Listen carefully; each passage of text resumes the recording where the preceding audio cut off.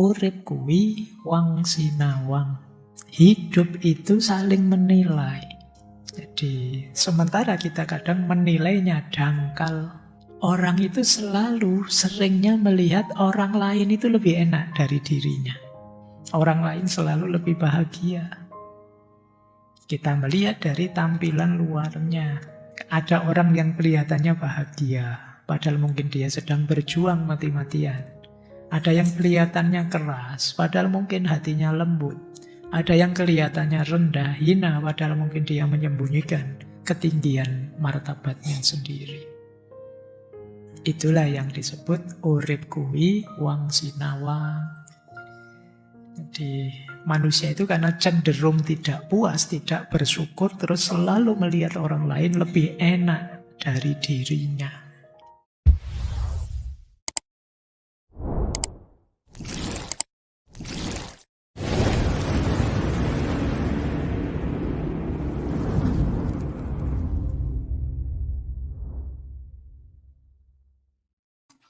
Assalamualaikum warahmatullahi wabarakatuh. Bismillah. Mari kita lanjut lagi belajar kita, ngaji kita. Baik, kita lanjutkan. Apa sih yang membuat jangan kesusu kita menilai orang? Di Jawa dikenal dua momen. Yang pertama momen peletek. Yang kedua momen peteng. Kita bahas dulu yang pertama ya, momen peletek. Teman-teman mungkin sering dengar istilah meletek ya. Peletek itu semacam momen pencerahan. Peletek itu kalau kalian bakar-bakar apa, itu tiba-tiba ada salah satu apinya yang meloncat ke atas, itu meletek namanya. Jadi gambaran dari api yang meloncat ke atas itu simbol pencerahan. Kalau di barat ada istilah momen aha atau momen eureka atau momen wow, momen kesadaran, momen pencerahan. Orang Jawa menyebutnya momen peletik. Jadi saya sering bilang, Pak, saya itu belajar filsafat lama tapi kok enggak paham-paham. Terus ya ditunggu saja, nanti kamu akan ngalami meletik sendiri. Jadi momen yang tiba-tiba menyadarkanmu dan semua rasanya kayak terbuka, itu namanya momen peletik. Bisa saja seseorang sejak kecil sampai remaja sampai muda jahatnya luar biasa, kelakuannya nabrak norma, tiba-tiba berbalik sadar tobat terus jadi orang besar, jadi orang soleh. Teman-teman mungkin masih ingat ya kisahnya Kanjeng Sunan Kalijogo. Yang waktu muda beliau berandal Lokojoyo. Tiba-tiba ketemu Sunan Bonang, kemudian tertarik dengan tongkat emasnya. Dari situ muncul momen peletik. Beliau mengalami pencerahan seketika, kesadaran, kemudian berbalik dari kehidupan anak muda yang hura-hura, yang berandal jadi seorang wali besar. Ini namanya momen peletik. Atau sebaliknya, sebaliknya namanya momen peteng. Dari kecerahan jadi kegelapan, bisa saja begitu.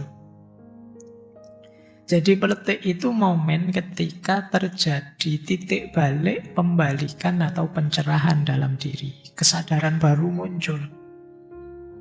Tabir batin tersingkap. Ada banyak sebabnya, di situ saya sebut ya. Kadang-kadang orang mengalami momen peletik itu saat jatuh, terpuruk, gagal, baru sadar. Ya Allah, salah jalan ternyata saya kemarin ini, makanya mendapatkan ujian seberat ini. Ini meletik, sudah tercerahkan. Atau menjalani lagu tertentu memang ingin menemukan pencerahan. Kalau para sufi uzlah, semedi, topo, kalau orang Jawa itu ada lagu tertentu, tirakat ini, tirakat itu. Sehingga mendapatkan ilham, mendapatkan wangsit kalau di Jawa kecerahan. Atau mengalami kejadian yang menyentuh nurani, lihat bencana alam, ya Allah, tiba-tiba sadar betapa lemahnya kita. Ini namanya momen peletik. Atau mungkin sekedar dengerin kata-kata ceramah. quotes-quotes ngaji yang dipotong-potong itu tiba-tiba sadar. Padahal mau saya tidak ke sana, tapi kamu memahaminya ke sana. Kesadaranmu mengarahkan ke sana. Ini juga bisa jadi momen meletik. Maka sering saya pesan ke teman-teman mahasiswa itu, cari dan temukan momen meletikmu sendiri. Karena biasanya disitulah perjalanan hidupmu dimulai. Ketika kecerahan itu terjadi. Ciri-cirinya apa momen meletik itu? Yang pertama, eling. Batin tiba-tiba jernih, sadar. Tidak boleh saya seperti ini. Tidak sopan saya selama ini melakukan ini. Ya, itu namanya eling, sudah sadar. Kemudian yang kedua, terus terjadi titik balik. Dari gelap jadi terang sekarang. Jalan lama yang merusak, kita ganti dengan jalan baru yang lebih terang. Terus ada rasa ketemu. Rasa ketemu itu maksudnya, ini yang saya cari selama ini. Ini yang saya butuhkan selama ini. Ini yang belum saya pahami, sekarang terbuka semuanya, momen pencerahan. Jadi kalau teman-teman menemukan 3 momen ini, munculnya eling, terjadi titik balik dan merasa sudah. Ini yang saya cari, itulah momen meletik atau momen peletik. Kebalikannya momen peteng. Ya, cuma ini istilahnya agak trik ya. Kalau peletik bisa meletik. Cuma peteng ini saya tidak berani mengubahnya jadi momen. Mulai tak ganti meteng, kamu salah paham. Cuma ini memang kebalikannya. Kalau meletik itu mencerah. Kalau momen peteng ini kita justru jadi menggelap. Dari sudah cerah bisa gelap lagi. Dan itulah manusia. Jadi makanya kenapa sih jan motan kena kiniro? Karena orang buruk sama sekali bisa saja tiba-tiba jadi baik ketika meletik. Atau orang baik luar biasa dipuji-puji bisa saja jadi buruk ketika peteng. Jadi peteng itu hilangnya kesadaran, hilang arah. Selama ini baik, tiba-tiba dapat anugerah rezeki besar, uangnya tiba-tiba triliunan, peteng sudah hilang arah. Mulai aneh-aneh, mulai mikir macam-macam. Kalau kemarin waktu tidak punya uang misalnya, ya hidupnya lurus ke masjid, nunggu Jumat berkah. Terus, begitu uangnya banyak, peteng sudah. Tiap hari ke mall, ke diskotik, jalan-jalan, wah sudah mulai peteng. Kehilangan kendali diri. Tidak peka lagi pada kebenaran, ini momen peteng. Moral dan spiritualnya merosot. Coba cirinya ya, semoga kita tidak di situ. Yang pertama, pikiran kacau, mudah marah, keras hati, sulit menerima nasihat, merasa dirinya benar terus, tidak bisa memahami dampak perbuatannya, tindakannya ngawur, tidak terkendali. Kemudian yang paling pokok yang terakhir itu, orang duwe isin, orang duwe wedi. Tidak punya rasa malu, tidak punya rasa takut. Termasuk kepada Tuhan. Itu berarti peteng sudah. Nah, ini kebalikannya peletik tadi. Nah, masuknya peteng itu karena pertama terlalu mengikuti hawa nafsu. Yang kedua, abai terhadap diri, tidak eling lagi. Yang ketiga, ketika ego menguasai diri kita. Yang keempat, ketika kita tamak, amarah, dendam, sombong, iri, dengki, dan semua emosi negatif. Yang terakhir, biasanya kita sudah kehilangan panutan.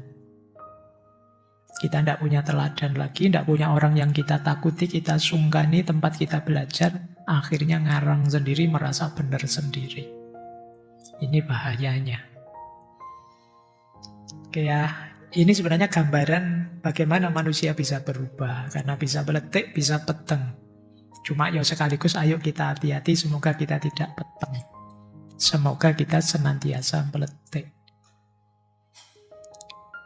Nah, baik, ada banyak peribahasa, ada banyak pitutur lain yang sebenarnya nyambung dengan Janmo Tan Keno Kiniro ini.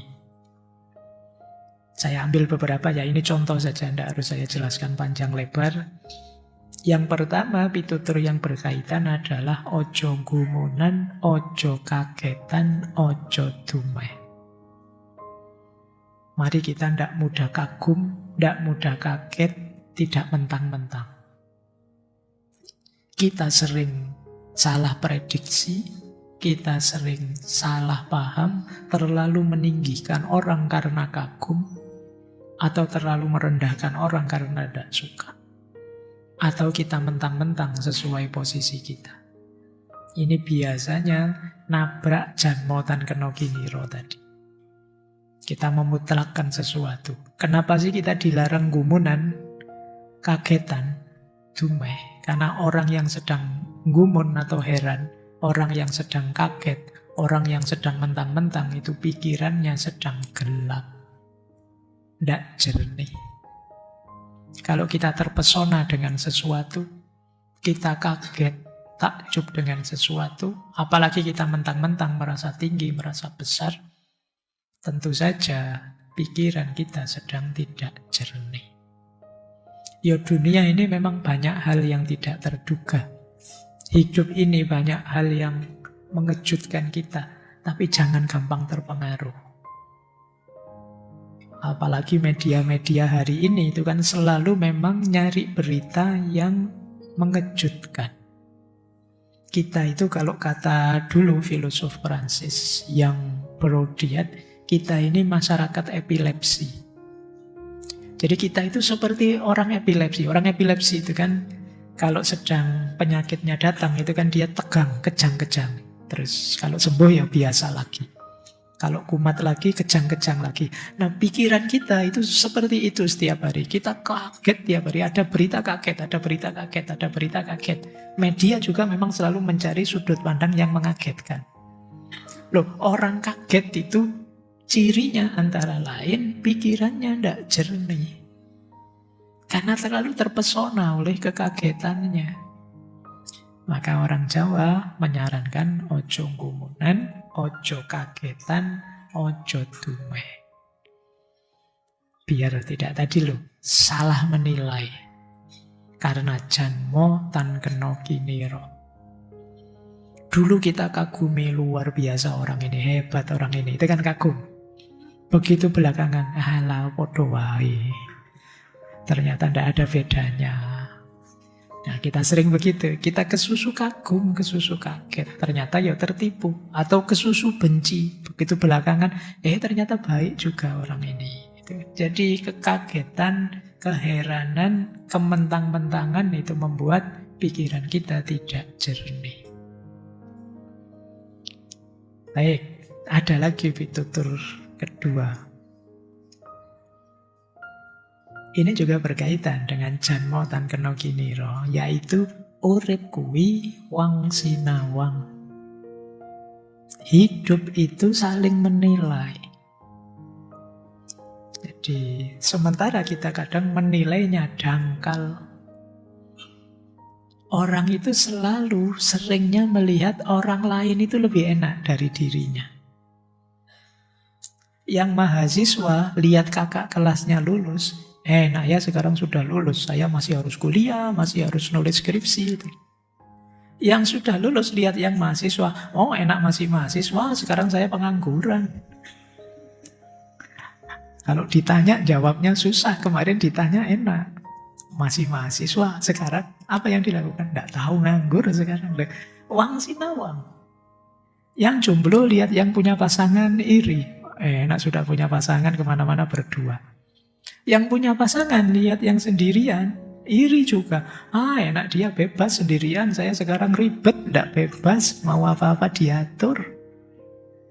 Jadi hidup itu selalu wang sinawang.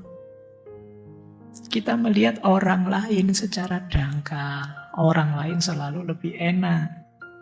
Orang lain selalu lebih bahagia. Kita melihat dari tampilan luarnya. Kita sering berhenti hanya di persepsi. Melihat tampilan luar terus merasa sudah tahu. melihat fakta dangkal, merasa kita sudah detail sampai dalam. Jadi ada orang yang kelihatannya bahagia, padahal mungkin dia sedang berjuang mati-matian. Ada yang kelihatannya keras, padahal mungkin hatinya lembut. Ada yang kelihatannya rendah, hina, padahal mungkin dia menyembunyikan ketinggian martabatnya sendiri. Itulah yang disebut urip kuwi wong sinawang. Jadi manusia itu karena cenderung tidak puas, tidak bersyukur, terus selalu melihat orang lain lebih enak dari dirinya. Baik, ini yang kedua, ini peribahasa pitutur yang nyambung dengan janmo tan kena kiniro. Ada lagi, ini juga. Kalau ini agak panjang dan nyambung sebenarnya. Ini sering dipakai, diuraikan para tokoh. Coba kita dengarkan ya, kenapa sih janmo tan kena kiniro? Ini utuh. Yang pertama, ora kabeh wong pinter kuwi bener. Tidak semua orang pintar itu benar. Yang kedua, ora kabeh wong bener kuwi pinter.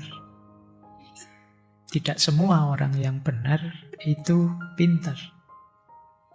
Yang ketiga, akeh wong pinter ning ora bener. Banyak orang pintar tapi tidak benar. Lan akeh wong bener senajan ora pinter. Dan banyak orang benar meskipun dia tidak pintar. Tak lanjutkan ya sampai tuntas.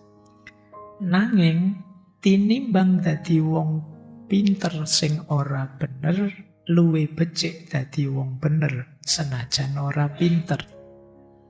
Tetapi daripada menjadi orang pintar tapi tidak benar, lebih baik jadi orang benar, meskipun tidak pintar. Ono sing luwih prayoga, yaiku dadi wong pinter sing tansah tumindak bener. Ada yang lebih utama, yaitu menjadi orang pintar yang selalu melakukan kebenaran. Minterno wong bener kuwi luwih gampang timbang bener ke wong pinter. Jadi memintarkan orang benar itu lebih mudah daripada membenarkan orang pintar. Bener ke wong pinter kuwi mbutuhke beninge ati lan jembari dodo. Membenarkan orang pintar itu memerlukan jernihnya hati dan luasnya dada. Ini nanti bisa direnungi ya, ini agak panjang, tapi menunjukkan bahwa manusia itu tidak sepasti itu. Ada orang pintar, tapi tidak semua orang pintar itu benar. Banyak loh orang pintar yang tidak benar. Pintar sih pikirannya, tapi kelakuannya merusak. Kalau tidak percaya silakan dicek. Coba dicari penjahat-penjahat dengan kerugian negara paling besar itu orang-orang pintar. Jadi ora kabeh wong pinter kuwi bener. Kadang-kadang kita itu terdistraksi oleh kepinterannya, menganggapnya dia pinter loh, dia doktor loh, dia sudah guru besar loh. Iya sih, tapi ya tidak semua orang pinter bener. Dan juga tidak semua orang benar itu pinter. Banyak orang yang kelakuannya sudah benar meskipun dia tidak seunggul itu secara ilmiah, secara akademik, secara kepinteran. Tapi benar yang dia lakukan. Banyak orang pintar tapi tidak benar, dan banyak orang benar meskipun dia tidak pintar. Tapi dibandingkan orang pintar yang tidak benar, lebih baik kita jadi orang benar meskipun tidak pintar. Yo kalau bisa, yo pintar, yo benar. Tapi kalau kita harus milih, minter ke wong bener apa bener ke wong pinter, lebih gampang minter ke wong bener. Kenapa? Karena bener ke wong pinter itu abot. Mesti ngeyele luar biasa. Wong dia pinter. Jadi gak gampang-gampang kamu perlu debat 3 hari 3 malam. Dan itu pun mungkin kalah kita. Kenapa? Ndak gampang bener ke wong pinter. Jadi bener ke wong pinter itu perlu hati jernih, dada yang luas. Harus sabar. Ndak gampang.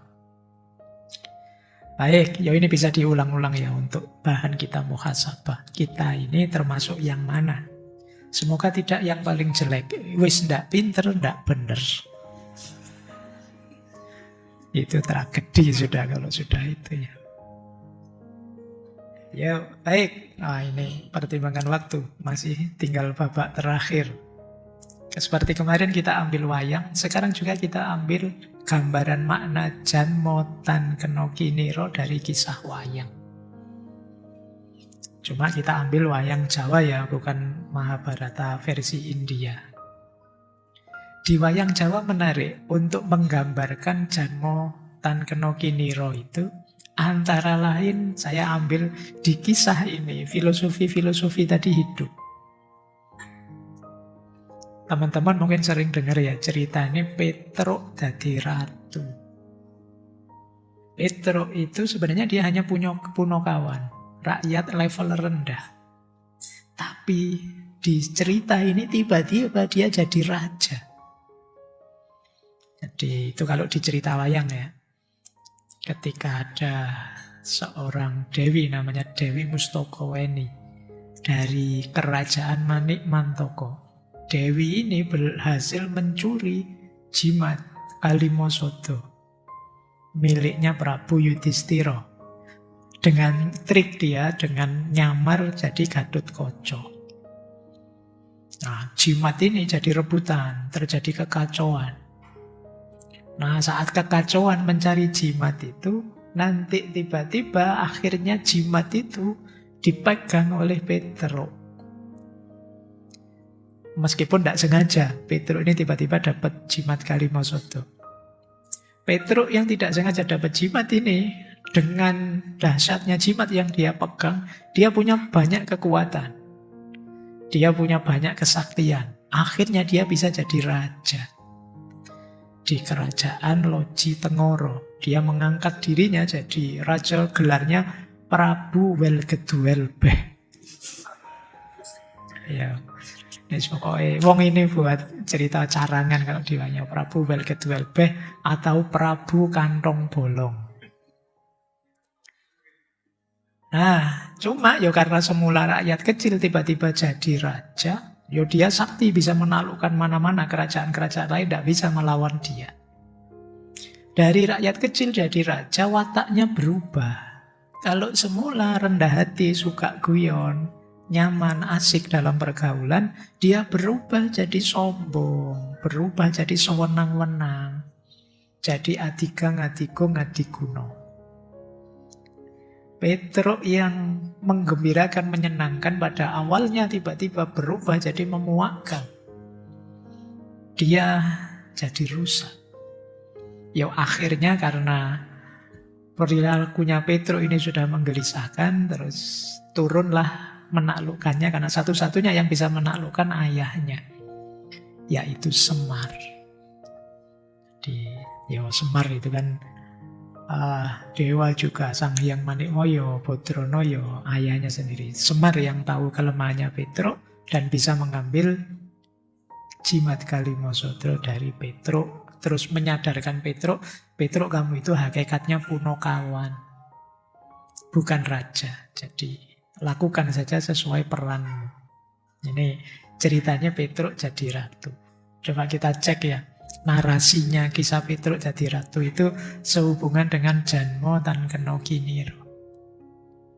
Petruk ini rakyat jelata, tiba-tiba jadi ratu.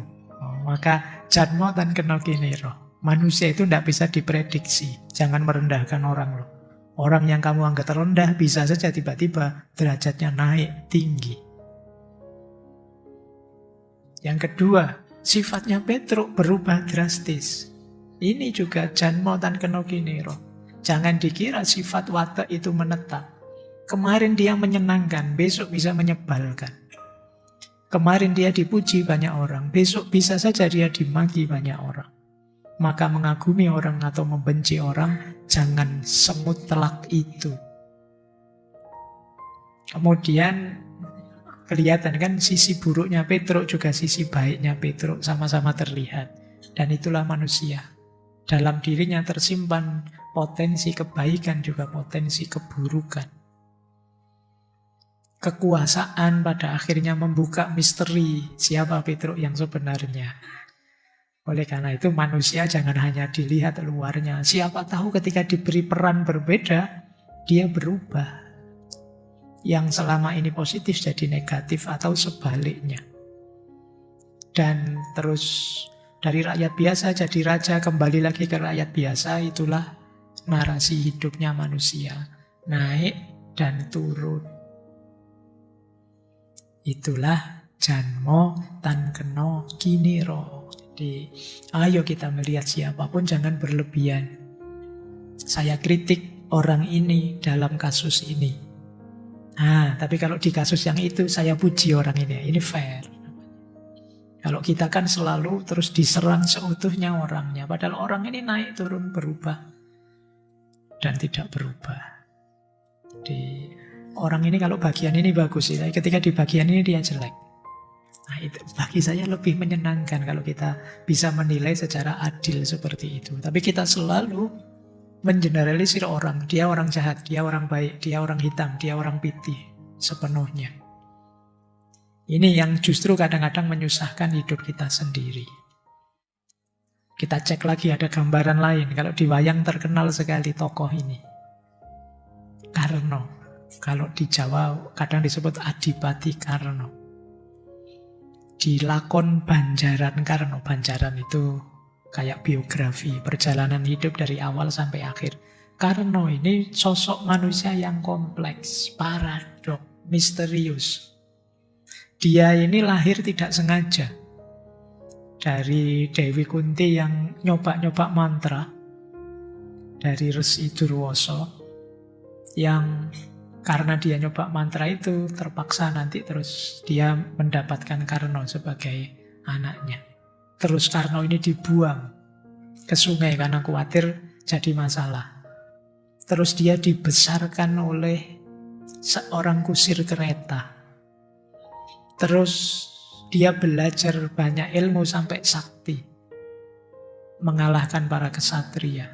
Terus dia bersahabat dengan Duryudana. Dia berperang melawan para Pandawa meskipun hakikatnya dia saudara tuanya. Dia yang paling nomor satu. Pandawa kan putra-putranya Dewi Kunti, sementara dia anak pertama harusnya. Dan akhirnya dia tewas di tangan saudaranya sendiri. Dia tewas di tangan saudaranya, tapi banyak orang bersimpati pada Karno ini. Dia kalah, tapi rasanya kayak menang. Ini bolak-balik cerita narasinya, naik turun. Banjaran Karno. Dia lahir sebagai bangsawan, tapi hidup jadi orang rendah. Nah, kita mau muji kebangsawanannya atau melecehkan kerendahannya. Dia musuhnya Pandawa, tapi dia ini berhati mulia. Dia ini banyak dapat anugerah dewa. Dia punya prinsip, siapapun orang minta padaku tidak akan aku tolak. Sampai kemudian senjatanya yang paling ampuh waktu perang diminta dikasihkan. Perisainya diminta dikasihkan. Jadi kita ini nganggap dia jahat karena membela Kurawa, tapi kok mulia hatinya. Sulit kita memvonis dia jadi orang jahat. Dia dilecehkan banyak orang karena bukan kesatria, tapi sifat dan perilakunya lebih kesatria dari para kesatria. Ini sulit kita menilainya. Mendukung Kurawa karena sudah terlanjur berjanji, sumpah setia pada Duryudana, meskipun dia tahu mereka salah. Dan dia tahu dia akan kalah. Ini manusia itu sekompleks itu. Maka janmo tan keno kiniro. Jangan gampang memvonis. Sekilas orang akan, dia kan Kurawa Pak, berarti jahat, berarti jelek. Tidak sesimpel itu. Bahkan tokoh-tokoh jahat kalau di wayang itu selalu ada Yudhistira yang tokoh Pandawa paling tua itu kan hatinya paling lembut, paling tidak pernah salah. Tapi begitu main judi, dia akan lupa diri sampai istananya, saudara-saudaranya, istrinya dipertaruhkan di medan judi. Arjuna kalau dalam wayang Jawa, Arjuna ini lembut, sakti, tapi suka perempuan kalau di wayang Jawa. Jadi masing-masing ada kelebihannya, ada cacatnya. Itulah manusia. Janmo tan keno kiniro. Ada lagi satu cerita yang kalau di wayang itu Rahwana. Rahwana ini juga sangat kompleks. Kita mungkin taunya Rahwana yang menculik Dewi Sinta gitu aja kan. Tidak sesimpel itu. Rahwana ini yang pertama, coba paradok pertama. Dia ini anaknya orang suci, cucunya resi besar, Resi Wisrawa, punya saudara-saudara utama Kumbakarna, Wibisana. Ternyata lahir di keluarga yang suci tidak selalu melahirkan orang-orang yang suci. Keturunan orang suci tidak jaminan selalu suci. Ini Rahwana. Jadi dia keturunan Resi Wisrawa dan Dewi Sukesi. Terus Rahwana ini pada waktu mudanya itu spiritual. Jadi dia ini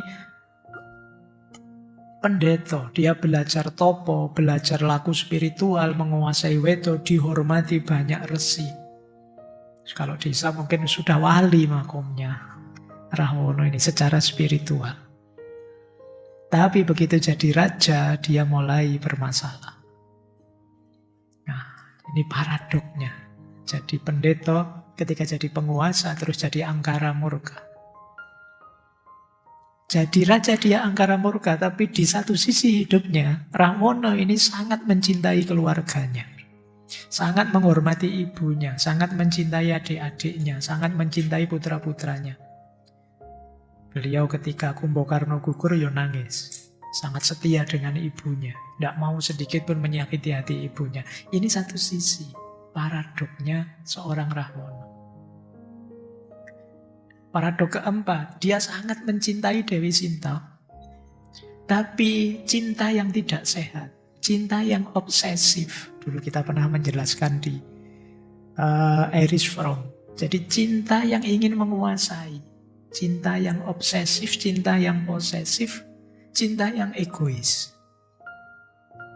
Jadi padahal harusnya cinta itu mengejar kebahagiaan yang dicintai, bukan kepuasan yang mencintai. Tapi di Rahwana, cintanya adalah cinta yang obsesif dan posesif. Sehingga justru menyakiti dan menyakitkan yang dicintainya. Nah, itu paradoks keempat. Paradoks kelima. Dia ini musuh publik, dibenci orang banyak, tapi sebagai raja, di luar tadi menculik Dewi Sinta, beliau tergolong raja yang dihormati karena keadilannya. Jadi penjahat yang kita anggap jahat, itu bisa saja tidak sepenuhnya jahat. Manusia itu tidak hitam putih, tapi kalau mau digambarkan ya gradasi. Ya hitam, ya putih, ada abu-abunya, mungkin ada yang lebih gelap, ada yang lebih terang, dan seterusnya. Itulah gambaran jiwa kita. Tidak bisa digeneralkan begitu saja sepenuhnya bahwa dia ini baik sepenuhnya atau jelek sepenuhnya. Tidak ada orang yang sempurna baik sepenuhnya atau sempurna jahat sepenuhnya. Manusia lebih kompleks. Bahkan orang yang egois mengikuti hawa nafsunya, di satu titik kecil sebenarnya dia positif karena peduli dengan dirinya. Meskipun mungkin gradasi hitamnya besar. Baik ya, teman-teman, semoga bisa ditangkap tentang Janmo Tan Keno Kiniro ini. Jadi manusia itu jangan dikira hanya dari tampilannya saja. Oke. Ini bonus, tiba-tiba tadi saya mau ngaji, ketemu hadis ini. Tidak apa-apa ya, biar Saya khawatirnya sejak tadi ada yang nunggu ini ngaji, ndak ono Quran, ndak ono hadis sih. Di sini untuk menghalalkan ngajinya ini ada hadis. Ini sahih ya, rawahu Muslim dari Abu Hurairah. Rasulullah satu ketika beliau bersabda, "Ruba as'asa madfu'in bil abwab, lau aksama 'alallahi la abarrohu." Berapa banyak orang yang kasar. As-as itu rambutnya kusut, tubuhnya berdebu, dan diusir dari pintu-pintu. Padahal seandainya dia bersumpah atas nama Allah, niscaya Allah akan menepatinya. Maka jangan lihat manusia dari casingnya. Jangan menilai orang dari penampilannya. Siapa tahu orang ini dicintai oleh Allah, dijamin oleh Allah, yang setiap kali dia bicara akan Allah kabulkan. Ini peringatannya Nabi ya, untuk kita agar tidak mentang-mentang menilai orang hanya dari tampilannya. Kita tidak tahu sedekat apa dia di hadapan Allah, bagaimana Allah melihat dia. Karena kalau Allah menganggap dia kekasihnya, meskipun kita menganggap dia, tidak mungkin orang begitu kekasihnya Allah, kita tidak tahu rahmatnya Allah jatuh pada siapa. Makanya Syekh Abdul Qadir Jailani dalam kitab Fathur Rabbani bilang, hati-hati ketika kita menilai orang, mari kita menilai positif saja. Kalau kita lihat orang yang lebih tua, mari kita anggap dia ibadahnya lebih banyak dari kita. Kalau kita lihat orang yang lebih muda, mari kita baca dia sebagai orang yang dosanya lebih sedikit dari kita. Kalau kita lihat orang yang mungkin jahat, buruk, dosanya banyak, mari kita baca dia. Siapa tahu nanti dia bertobat dan dia nol lagi.